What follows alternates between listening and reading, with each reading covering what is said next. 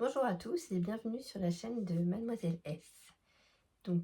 Aujourd'hui je filme ma première vidéo. Je m'appelle Sylvie, je suis passionnée de cartomancie. J'utilise aussi bien les tarots que les oracles et en 2026 j'avais envie de donner beaucoup plus de place à ma pratique des cartes. Voilà, je me suis dit que ouvrir une chaîne YouTube et partager avec vous allait me pousser à approfondir ma pratique et l'explorer de façon beaucoup plus intensive. Pour ma part, je suis team Rider-Waite-Smith et j'utilise le tarot de façon plutôt psychologique, voilà, pour me connaître mieux, identifier des blocages. Euh, Au quotidien, j'utilise les oracles en message du jour. Et pour le reste, j'utilise le tarot. Voilà, un conseil, un choix à faire. Voilà. Je suis aussi très saisonnière pour tout en général dans la vie. Et donc les cartes ne font pas exception. J'ai des jeux pour toutes les saisons. Et je change aussi de jeu selon le mood du moment. Ma deuxième passion dans la vie, c'est les arts du fil. Je suis dans la vie de moldu, comme certains le diraient, couturière, et j'ai ouvert mon atelier de couture il y a quelques mois. C'est donc depuis mon atelier principalement que je ferai mes vidéos. Voilà, j'ai un tout petit bureau, c'est pour ça que vous voyez un bout de mon ordinateur. Il pourrait même être amené à l'occasion d'avoir un petit bout de machine ou des bobines. Voilà, ça fait aussi partie de mon univers, même si c'est pas ce que je vais vous partager sur cette chaîne.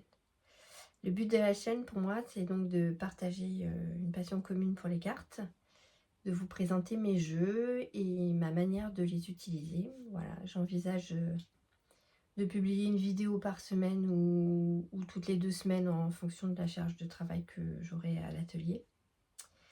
J'attendais pour vous faire cette première vidéo d'avoir un jeu à vous présenter.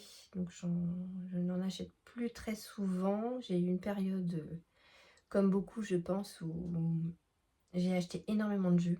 Et puis avec le temps, avec la pratique, on affine ses goûts, on affine aussi beaucoup son intuition. Et donc les choix en matière de jeu et d'utilisation changent forcément. Je suis très sensible aux illustrations et au thème des jeux. C'est vrai qu'aujourd'hui on retrouve des thèmes très prononcés dans certains jeux et moi je suis revenue aux jeux beaucoup plus classiques, donc j'en achète aussi beaucoup moins. Mais j'en achète encore, voilà. Donc au final, je suis arrivée à une étape de ma pratique où je souhaite approfondir les jeux que j'ai déjà en ma possession avec différents exercices, voilà, pour établir une vraie connexion, parce qu'en achetant de manière compulsive, on va dire, il y a plein de jeux finalement que j'ai pas vraiment exploré et j'aimerais vraiment maintenant développer un lien particulier avec l'ensemble de mes jeux. Donc il y a quelques jours, c'était en début de semaine, ouais, je suis tombée sur le compte Insta de Fanny Caldin et j'ai vu que le dernier tome d'une saga que j'aime énormément qui s'appelle Les Arcanes de Brume était sorti depuis quelques temps déjà. Et avec est sorti également l'oracle en lien avec la saga. Donc je me suis dit, ça doit être hyper intéressant. Donc j'ai commandé le dernier tome et du coup j'ai commandé aussi l'oracle. Et je me suis dit, bon bah voilà, c'est le moment, déballe le jeu et puis profites-en pour dévoiler la chaîne en même temps. Avant de vous présenter l'oracle, j'avais envie de vous parler brièvement de la trilogie dont il est inspiré. Pour ceux qui ne connaissent pas encore les Arcanes de Brume, il s'agit d'une trilogie fantasy ésotérique écrite par Fanny Caldin, où on y suit Pita, surnommée Pi. C'est une jeune femme qui va découvrir les cartes, le Béline notamment, la magie et les mythes anciens. Voilà, donc dans le premier tome, la cartomancienne, Pi découvre ses cartes. Elle va découvrir ses dons et va entrer dans un univers magique et totalement mystérieux. Dans le deuxième tome, l'oracle maudit, elle va devoir faire face aux épreuves à des épreuves qui vont profondément la transformer. Son parcours va devenir une quête initiatique. Voilà, les révélations des pouvoirs anciens, des choix à faire. Et le deuxième tome, donc que voici, La dernière Pythie, vient clôturer cette aventure. Et je ne vais pas pouvoir vous en dire beaucoup plus parce que je viens tout juste de le recevoir et du coup je vais commencer la lecture ce week-end. Voilà. Donc l'oracle des arcanes de brume que je vais vous présenter est directement inspiré de cet univers magique et très symbolique. Voilà, donc voici la boîte. On a une très belle illustration dorée dans une belle boîte tout en dur. Voilà, c'est un petit format, ça fait 10 par 14 je crois. Donc la boîte s'ouvre comme ceci. Voilà, donc très bonne qualité de boîte. L'oracle des arcanes de brume, carte divinatoire de Fanny Caldin et Tiffany Udry, je pense qu'on prononce comme ça, aux éditions Très Daniel. Voilà, une très bonne qualité hein, dans l'ensemble.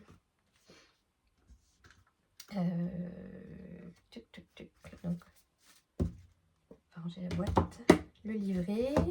Donc on a un petit livret, même format, petit format que la boîte. Il fait 224 pages. Il est tout en couleur. On a les illustrations qui prennent l'entière page de gauche. Avec un effet vieilli, un effet grimoire. Voilà. Alors on va regarder ce que dit le petit livret. Donc le sommaire. On a une introduction qui reprend un morceau du roman. Voilà. Ensuite, on a une présentation de l'oracle qui explique le jeu et notamment que les cartes sont réparties en influences. Donc, il y a 3 influences, le soleil, la lune et le vent. Voilà. On a une partie utilisation des cartes avec la purification et la connexion un peu plus loin. Moi, je trouve toujours intéressant de lire ces parties-là, même si on n'est pas débutant, parce que ça nous permet aussi pourquoi pas, d'avoir des approches différentes et parfois de nous approprier 2 ou 3 petites choses.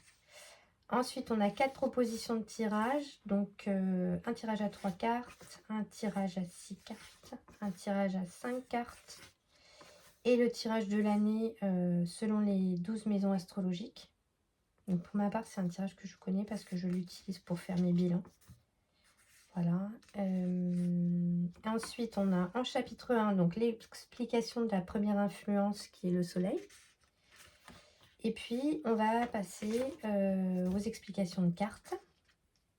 Donc, pour chaque carte, on a l'illustration en page de gauche. On a des mots-clés, une explication des symboles de la carte. La guidance de la voyante, donc qui est l'explication de la carte. Et puis un passage, les murmures des brumes, c'est une petite citation du roman.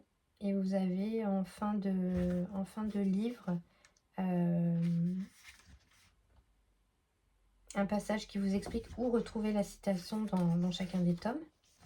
Et voilà, et on a ça pour chaque carte. Ensuite, on a chapitre 2, les ombres de la lune, donc l'explication de l'influence numéro 2, les cartes qui s'y rapportent, pardon. Et puis, je crois que c'est 25, 26.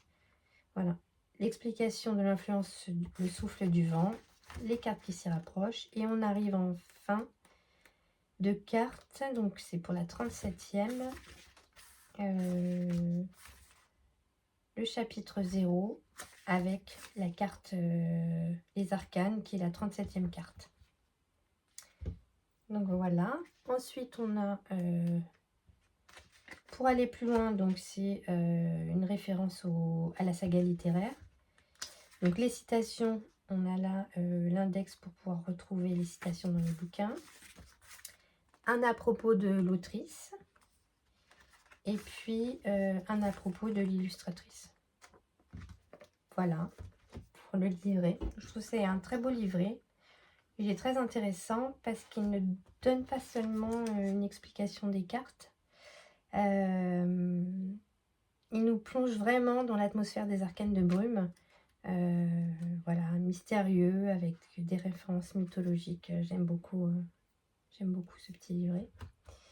Les cartes, donc, qui arrivent dans un petit pochon. Il y en a 37. Petite carte, format Béline. Voilà. Le dos des cartes est comme ceci, très joli. C'est pas, je sais pas si on voit bien, c'est pas un noir, c'est un bleu marine. Voilà. Les tranches sont dorées mat. Et voici les cartes. Donc elles sont rigides, hein. Rigides, épaisses. Elles ont un beau son. Elles sont de très bonne qualité. Moi j'aime beaucoup, elles glissent bien pour les mélanger, c'est pratique. Voilà. Donc on a, c'est un fond un peu comme la boîte et le livret, hein, crème vieillie avec un encart dans les tons marron bronze. Et puis l'illustration en couleur. Alors il y a des cartes, les couleurs sont très contrastantes. Vraiment, ça fait ressortir les éléments. C'est très intense, je trouve limite hypnotique sur certaines cartes. J'aime beaucoup en fait ce type de carte. Voilà, les images sont assez simples. C'est justement ça qui laisse place au symbole et au ressenti, je trouve. Il y a, entre guillemets, très peu de choses sur la carte. Voilà, il est très intuitif. On voit l'image, ça nous parle directement. On ressent aussi, alors moi j'ai lu la saga, mais on ressent aussi beaucoup l'univers du roman. Voilà, cette atmosphère mystérieuse. Je trouve qu'il a une énergie très mystique et initiatique. Voilà, vraiment. On a l'impression d'être face à des messages anciens et l'impression que les cartes murmurent presque. Voilà, j'aime beaucoup. Donc, carte numéro 1, la mendiante. Alors, vous voyez, on retrouve l'influence de la carte en haut à droite. Là, c'est le soleil. L'oracle. La bibliothèque. Le professeur. Alors, il n'y a pas besoin d'avoir lu la saga pour utiliser l'oracle. Mais c'est vrai qu'il y a des liens, des personnages ou des objets au roman. Le chat. Le mage. L'ennemi. La lettre. La dispute. La clairière. Le destin. La sorcière. La chouette. Vous voyez cette couleur de bleu là, il y a sur certaines cartes, on retrouve vraiment ces couleurs très vives, très... Ouais, elles sont très vives. L'ombre, elle me fait penser à la carte de l'ermite, celle-là. Voilà, alors c'est typiquement la carte qui m'a... C'est les rubis, la couleur ressort. Je sais pas si ça rend très bien la caméra, mais c'est vraiment... on focalise sur les rubis, on les lâche plus des yeux. C'est hypnotisant, je trouve. Vraiment. Très joli. Les épreuves. Le tissage. Les runes. L'amour. Avec le fil, le lien. Lien toxique peut-être aussi. Voilà. Le sang. J'aime beaucoup cette carte, elle est très jolie. le rituel, la malédiction, la mort, la potion, le sceptre, les origines, les feux, c'est très joli aussi celle-ci, l'amitié, la boussole, le château, j'aurais dit les ruines aussi parce qu'il est un peu mal en point ce château, la communauté, l'assaut, l'orage, cet éclair là c'est très beau, les fleurs, la pitié et les arcanes. Voilà pour les cartes. On va tirer une carte. Elles sont pas mélangées, alors je vais pas les mélanger, on va juste tirer une carte pour voir ce qui est dit dans le livret. Carte numéro 12. Alors, les mots-clés, le destin. Destinée, providence, avenir, choix, dilemme, chemin, adversité, volonté. Les symboles. Les déesses du destin ont de nombreux noms, les moires, les parcs, les nornes, mais toujours la même fonction. Elles filent les trames de la vie, tissent l'avenir de chacune et coupent le fil lorsque vient la mort. Elles sont toujours 3, c'est un chiffre sacré qui symbolise la perfection, l'ordre et l'achèvement. On retrouve aussi ces thématiques dans la Trinité chrétienne, en tant que 3 parties constituant un tout parfait. Leur fil est le symbole du lien avec la vie entre les êtres et avec ce qui nous connecte à l'univers. Il ne faut pas le voir comme une chaîne qui nous entraverait, car le fil nous guide tout au long de notre quête spirituelle, telle Ariane dans le labyrinthe. Les déesses du temps tissent l'avenir pas à pas. La guidance de la voyante. Tu arrives peut-être à un carrefour de ta vie, il va falloir faire un choix, or l'indécision n'a pas sa place ici. Tu possèdes en toi toutes les ressources pour assurer ton avenir et tu dois apprendre à te faire confiance, mais surtout à faire confiance à ton destin. Pense-y comme à une bonne étoile, elle éclaire la route, mais c'est à toi de tracer ton chemin. Entends ces murmures et laisse-toi guider par ton intuition. Si ce n'est pas encore assez clair, note les possibilités qui s'offrent à toi sur une feuille et utilise un pendule. Le fil pointera la voie du destin. Et les murmures des brumes, maintenant qu'elle est arrivée au bout, son histoire pouvait enfin commencer. Maintenant seulement, sa vie prenait un nouveau départ. Maintenant, elle renaissait et se révélait. Elle savait pourquoi le destin l'avait amenée jusqu'ici. Voilà pour le petit livret. Vous voyez, les cartes sont assez intuitives. Hein. Il n'y a pas besoin d'avoir lu la saga ou même d'avoir travaillé énormément le livret en départ, en premier tirage. Vraiment, la carte, elle parle, je trouve. Donc, comment je vais me connecter à ce jeu dans les prochains jours? Je pense que je vais travailler avec les murmures des brumes. J'aime bien l'idée du lien avec le roman et je le ressens beaucoup. Donc, je vais l'utiliser comme un dialogue avec l'univers des arcanes de brume. Je vais tirer une carte, regarder les symboles, lire le murmure associé et voir comment ça résonne chez moi. En plus, je vais commencer la lecture du tome 3 ce week-end, donc c'est parfait pour rester connecté avec les deux. Voilà, merci d'avoir partagé ce moment avec moi. J'espère que cette plongée dans les arcanes de brume vous aura donné envie de découvrir cet univers. Prenez bien soin de vous et je vous retrouve très bientôt pour explorer ensemble un nouveau jeu. Et d'ici là, laissez les cartes continuer à murmurer.